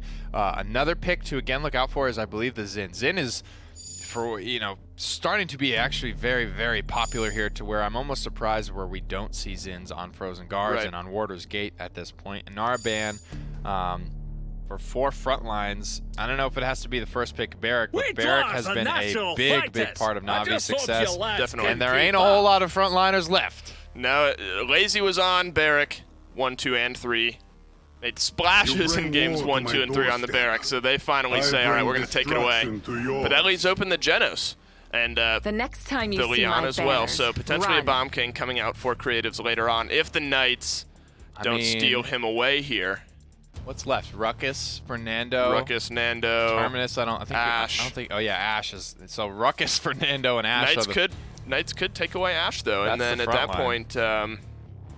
Then you're in a Fernando. An awkward spot. You force Na'Vi to play something that they're not necessarily used to. That's a good call, Dave. And at this point, Na'Vi have to probably look to Lazy to be like, you comfortable running the Fernando? That's really the thing. Now Lazy feels like the one. Out the big guns. They want to make sure they get the Ruckus, which is good. Together we are strong. They do snag the Fernando, so they'll have one more pick. I'm a little surprised. I don't know if they were planning to go Bomb King anyway.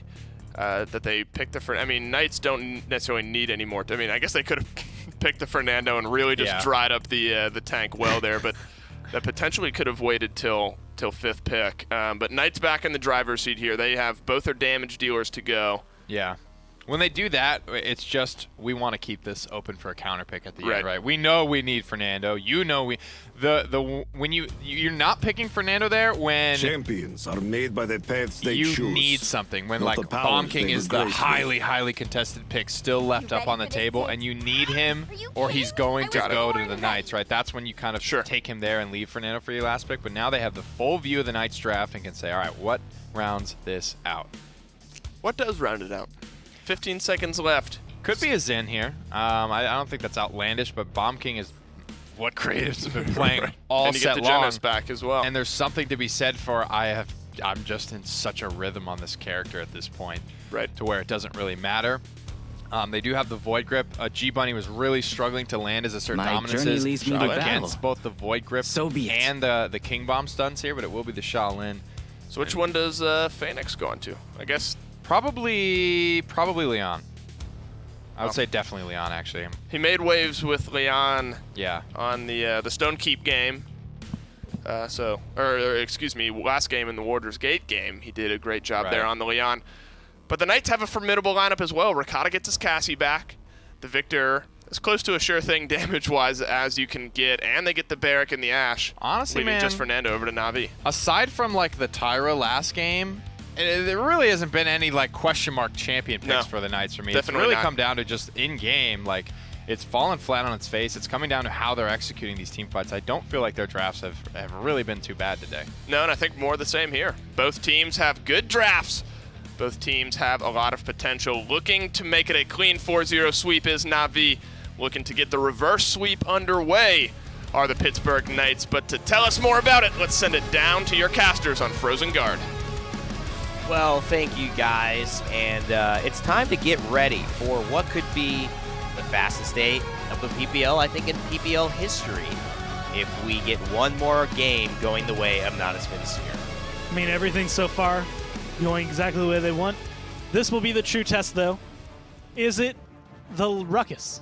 Is it the Genos? I mean, last game they still won, even though the Genos we'll find out if it's got the taken Barrack. away. Yeah, is it the Barrack? Is it the Barrack, right? Even that's actually something Bitey on Twitter just now was saying. Like, one thing that you're not really getting to see a lot is that while all this death is happening around the point, Lazy's standing on the point and like, where's the Throner? And it's not on the point. The Throner is always pushed away. Lazy has been commanding this objective more than anyone on the Knights can contest. And the fact that he's been undying for a lot of these games means that you have to spend a lot more time as the Knights figuring out how do we get onto this objective for once. Yeah, and you know, we brought it up a little bit last point fight on Ascension Peak where Lazy was still, you know, on the point. Everything had happened. Ricotta died, traded kills, but Natus Vincere still 50-60%. And the overall goal is that maybe they're playing two different games. Natus Vincere were really clear. You know, Renegades are playing a deathmatch. We're playing the objective. We're playing the game that wins games in Paladins, and they've continued to do that. Except, unfortunately, we're not seeing the same pop-off that we saw from Shadow, from Invocal on the Renegades on the side of Pittsburgh Knights. In fact, it feels like if this was a postcard, it would not be able to be sent because it's missing its stamp. Pittsburgh Knights haven't put their energy on this game yet, and I'm waiting to see what will they do and how will that look if they're able to turn it around here. My eyes are really going towards Pan. Like, I feel like Pan has been in this awkward scenario. Last game really wasn't able to do anything. No damage. I think one kill at the end of the game was virtually non-existent. honestly, in terms of whether or not he was able to make a big impact on the game. Ricotta has been finding shots. Ricotta's been finding kills. It hasn't been enough from just him, but I feel like the onus falls onto the rest of the team to step up, match that, and at least have a little bit of fight in you, even if you continue losing. Now, there's already an understanding that they're going towards the right side.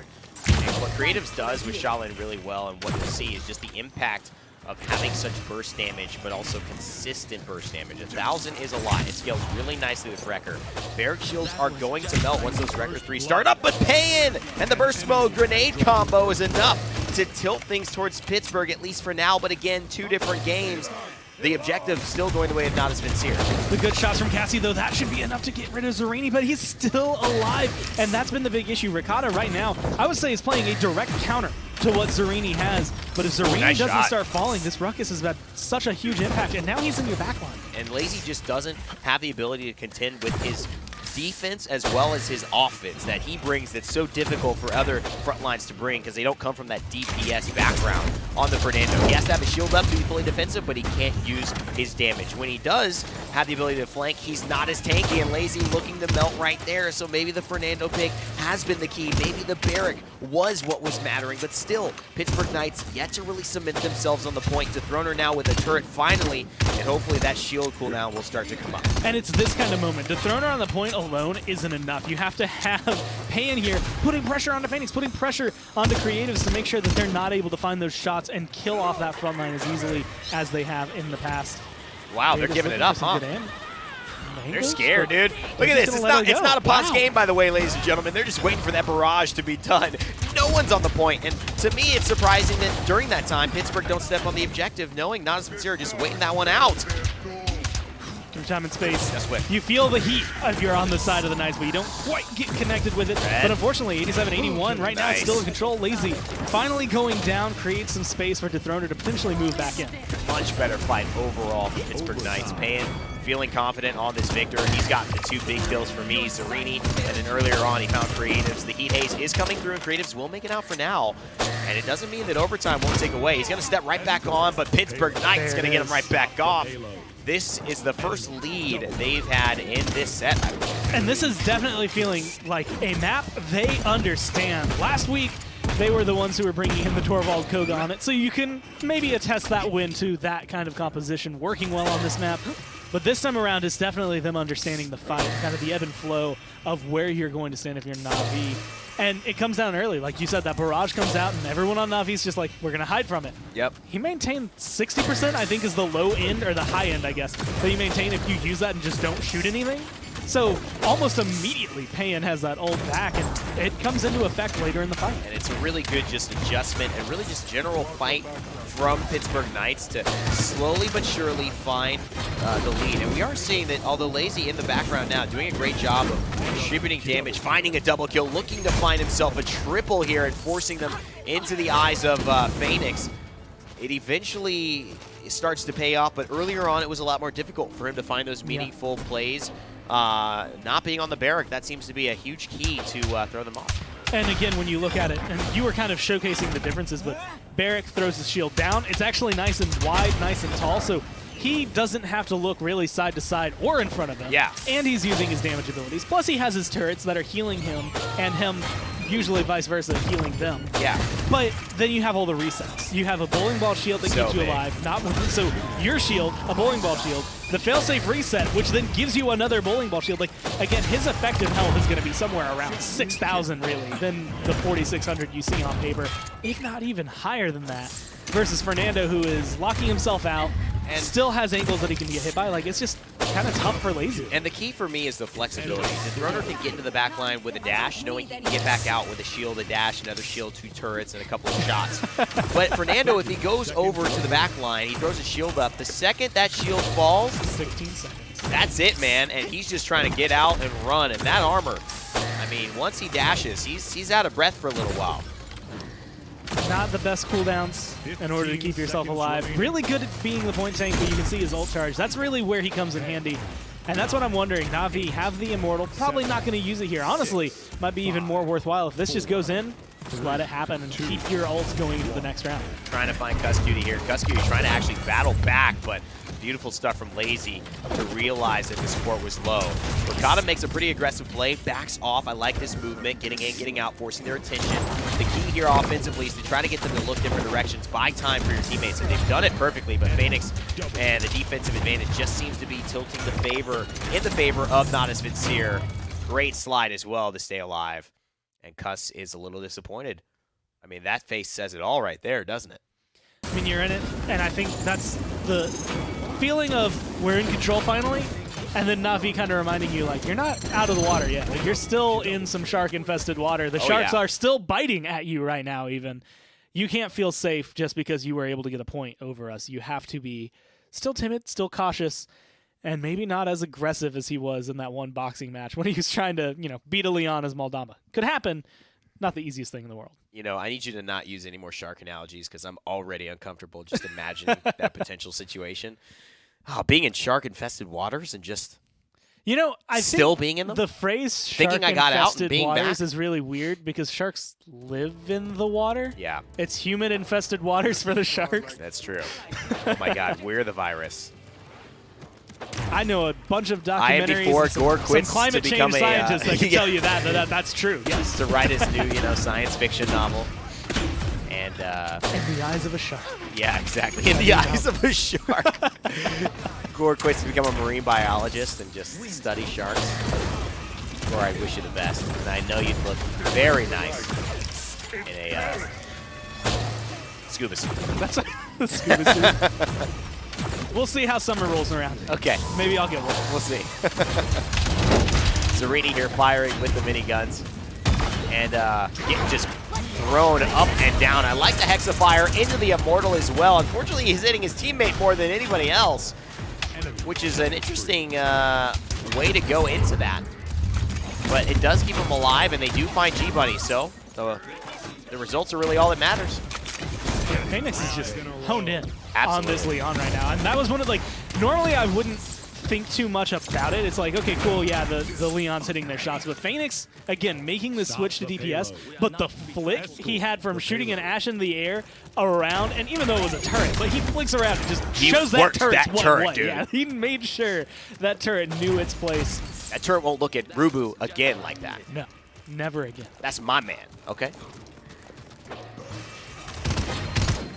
Lazy only. No one else is allowed to play Bear. Oh, yeah, This that's is a true. decree from Bomb King himself. I think, when you look at these guys being all friends, it's a very different atmosphere where it looks maybe like a dejected situation, but Pittsburgh know this is the long haul, and Natus Vincere do as well. Even the Throner mentioned earlier that, it's going to be exciting playing against one of his mentors and one of his really good friends in Phoenix, and, both playing that frontline role, that aggressive frontline role. There's a lot that these teams know about each other, and there's a lot they're going to continue to find out. It's really more of who's got the upper hand now. I think this season and these teams, if they met 10 weeks from now, it would be a very different set because there'd just be so much history between what's going on. And it's one of those things, a lot of these players, Navi and Envy, right, became great friends because they were spending so much time together at Great LAN. competitors. Now everyone's on LAN. You're going to be here. You're going to be talking to your opposition all the time.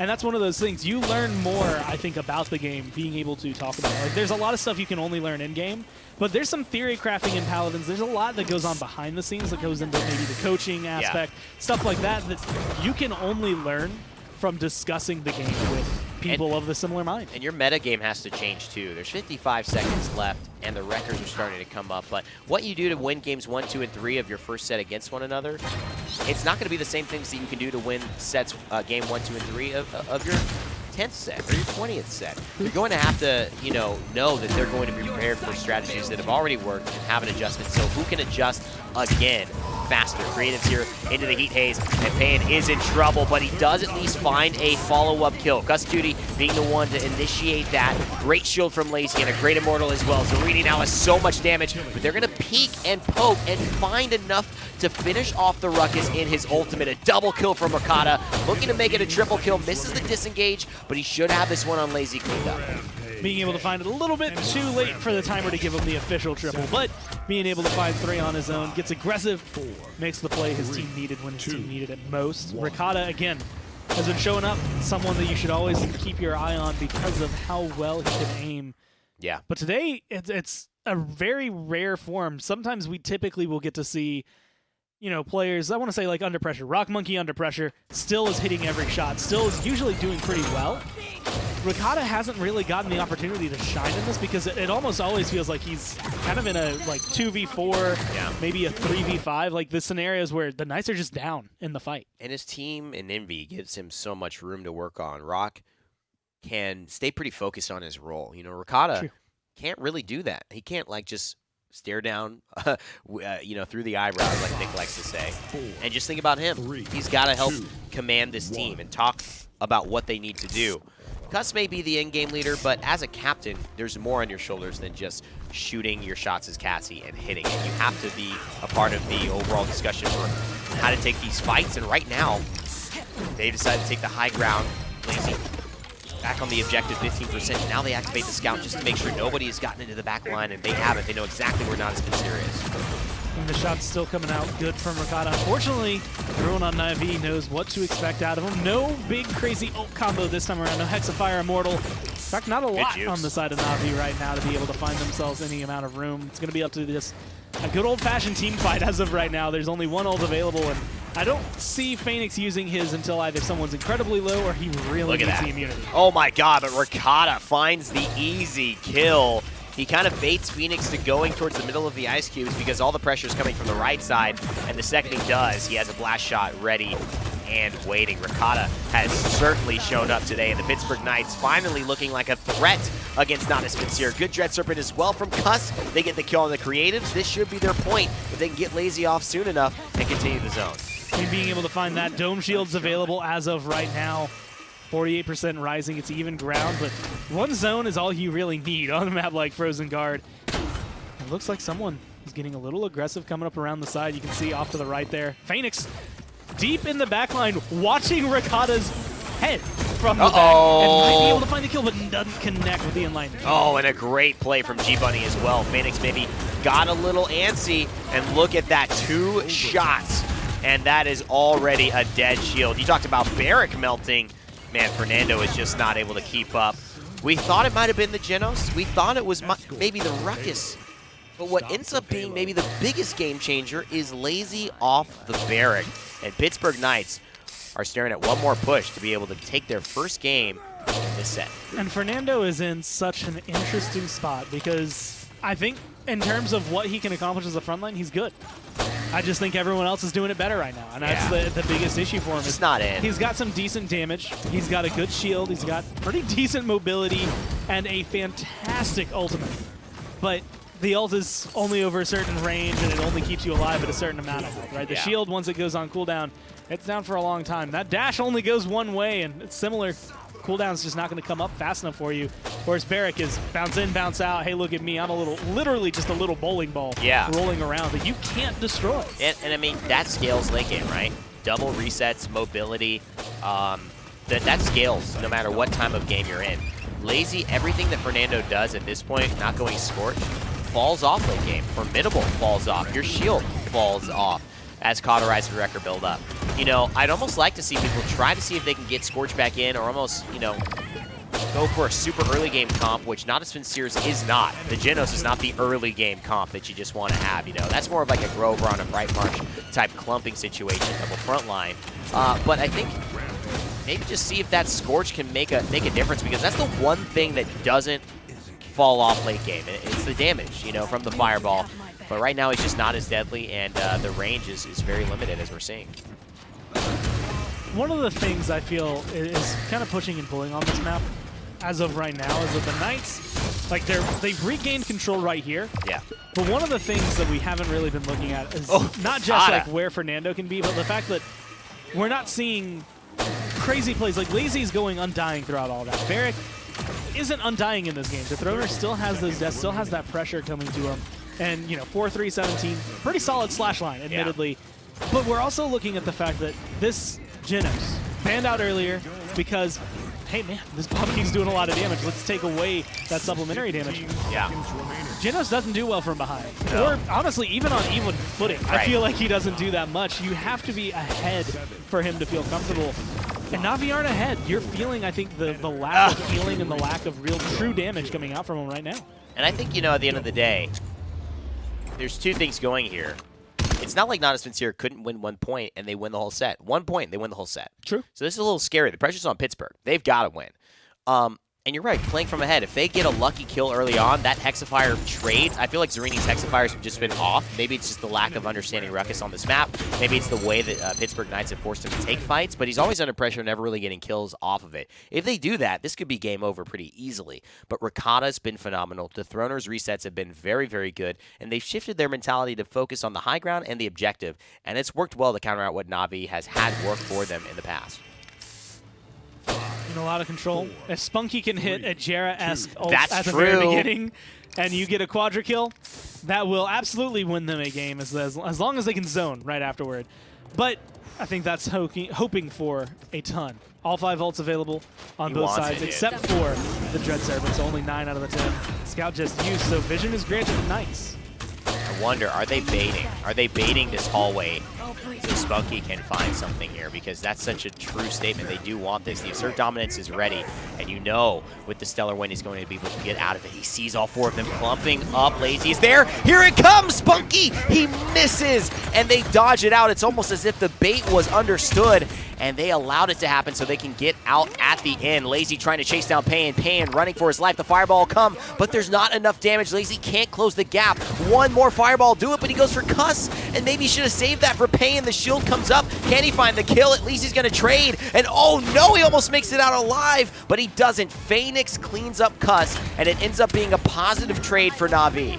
But they still maintain a Hexafire. They still have Genos. 81%! Because they're sitting there 90% now, and rising as the Void Gear comes through. They just played the game the way they always play it. They get on the objective. And now the Dome Shield from Dethroner is going to stabilize, but Zarini has the Hexafire. We talked about this being maybe not utilized the way he wanted to. What can he get from this one? Because it's the one that could win the game. The substitute for Natus Vincere trying to close things out. Dethroner, no Dome Shield anymore. He's going to run into the rockets and the miniguns. Rakata, he doesn't want to roll into that. No one wants to step on, but here's She-Bunny. Can he save the day? Unfortunately, Not gets taken down immediately. Cuss has to slither away. Everyone on Na'Vi is on this point. No one from Knights is around to stop it. And that's gonna do. 4-0 to finish off the set. Pittsburgh Knights have been clean swept by Natus Vincere in day 1 of week 2 of the PPL. That last game was a lot closer, and it does come down to very small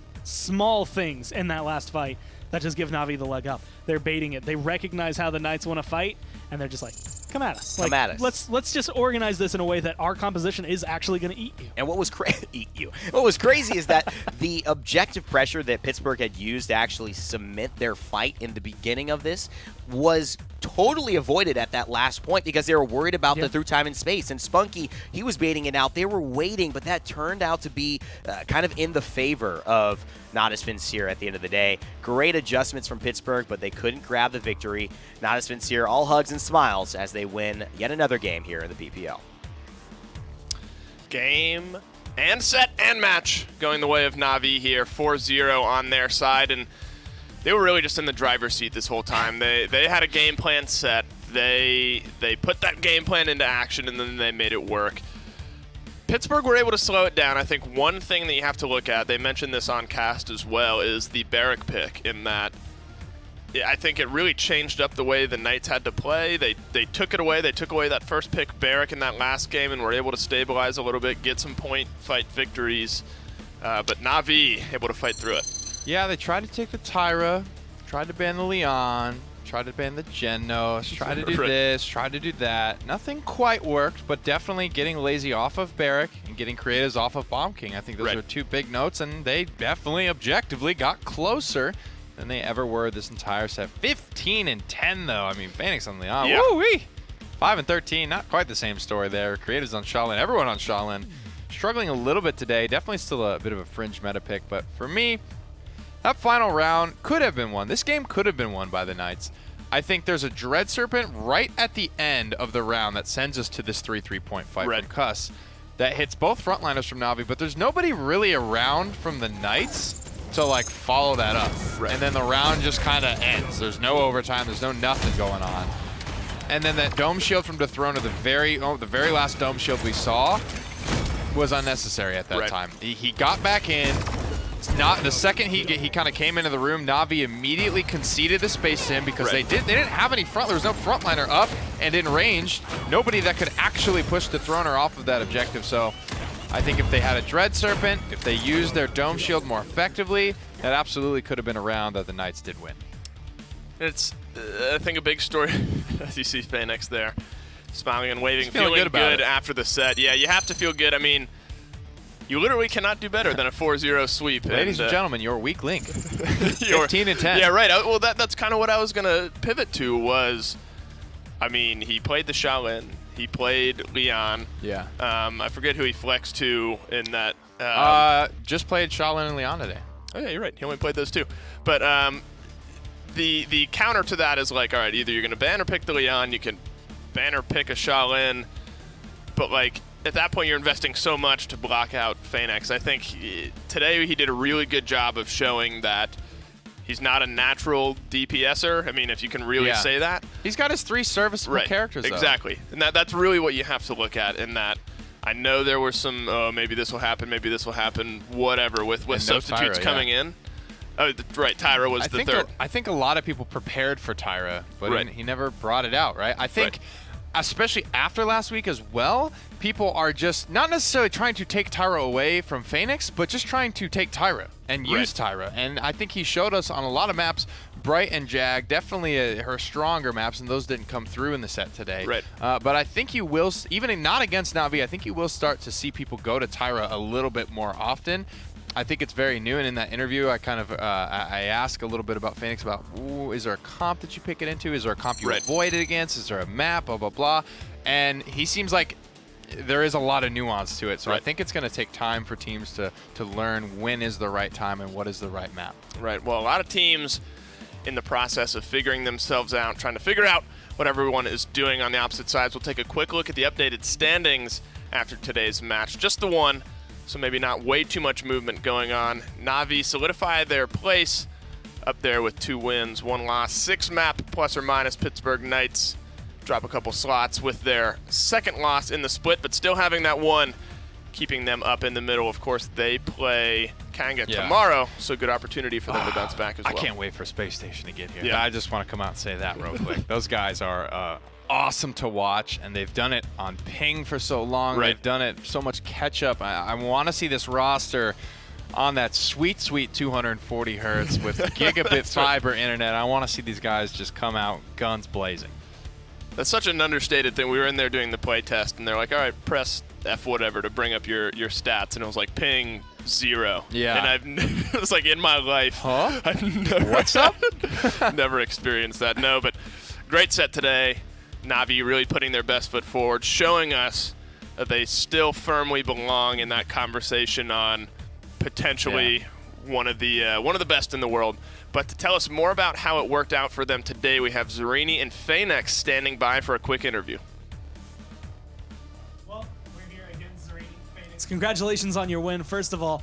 But throughout that entire set, we're sitting there trying to dissect what's going right for you. Is it the Barrack? Is it this Ruckus? Is it going to be the Genos? Like, what, from your own eyes, was giving you as much success against the Knights? I think since a new patch hit with some buffs on Genos, nerfs on Grover, and we had actually like 3 days to properly scrim, I think we just found out what works for us in this meta real fast, and we instantly, we basically is the only thing we practice in scrims. Like I said before, we practice one thing in this situation where you have a substitute and a role swap, and we stuck to it. Zarini's been playing so good lately, man. I mean, are you getting worried that he might take your actual spot when Mutu comes back? If that happens, it happens. I will always try to be the best. So if I do get dropped, I will find my way on all those teams. I think you'll be all right. But Zarini, just to talk to you about it, man, I thought your Ruckus was extremely impactful for most of these games, and you did a great job. That Frozen Guard game seemed to go a little slower than the earlier games. What was going on with that matchup? Was it more of the map? Was it just a difficult kind of situation you were put in? It's generally a tough map, but also the draft. Big game Cassie, Victor, and even Ash there is really, really rough for Ruckus. But, you know, it worked out. We got the win. That's the most important thing. So looking into the future, obviously, Zarina, you've been able to prove yourself not only as a sub, but on LAN. But Phoenix, I mean, Mutu coming back into the equation, you kind of shifting back into your previous role. Do you think things are going to feel kind of awkward? I mean, jumping into LAN with that new setting since you've been able to scrim so much the way you are now? I think we'll be fine. We have a 2-week break right now where I can come back into the tank role, and I'll get used to it pretty fast, I think. I'm just going to get used to not dying instantly, but it will be a great experience again. Awesome. Well, since Zarini, we don't know what the future holds. We wish the best for you. Any last words you'd like to say since we don't know when we'll see you next? No, I'm just going to go back to Sour team and see what happens. Going to try to do well in the PML. We had a loss now against Clown Fiesta. And a mean tweet from them, so we're going to get back at them. That's the goal. You will definitely have some experience to provide to that PML roster. We look forward to seeing you guys there. Thanks so much for the interview, and congratulations on the win. Thank you. Thank you. All smiles on the face of Navi, I guess to be expected. But tomorrow, the Knights have a chance to bounce back. They're looking for their second win here in the PPL, and they're playing Kanga tomorrow. That's right. Which should be a good matchup. I mean, Kanga coming off a couple losses. They are looking to sort of find their way. Absolutely, and this is a squad that I think benefits from having that game already in hand. That kind of happened last week as well. They had a really good set against NIP, and they come out and look really, really good in their second set on Friday. So I'm hoping that they don't take this loss too hard because, recognize this is Na'Vi. Everyone except Zarini has a ring, a world championship piece of hardware that they can adorn. So it is a tough team that is going to be very, very, very tough to take down. So learn from this match. I think they did. I think they did a good job at poking here, poke a little bit there, trying to just get some information any way that they can. I don't know how much they were expecting to come out and just win. I think it's safe to say they hope they would at least get a map today for sure. But I think they learned a lot today from the set against Na'Vi, and hopefully can use that against Kanga tomorrow.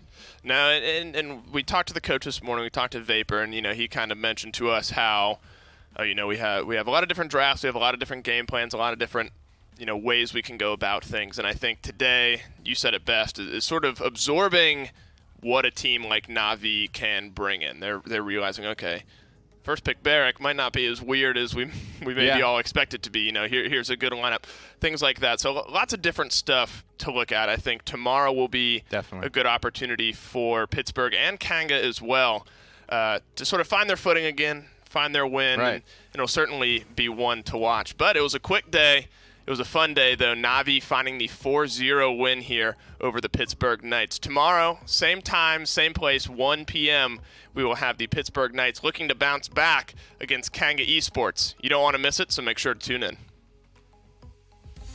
Brought to you by Skillshot, Hi-Res Studios, Evil Mojo, iNap, SteelSeries, Respawn.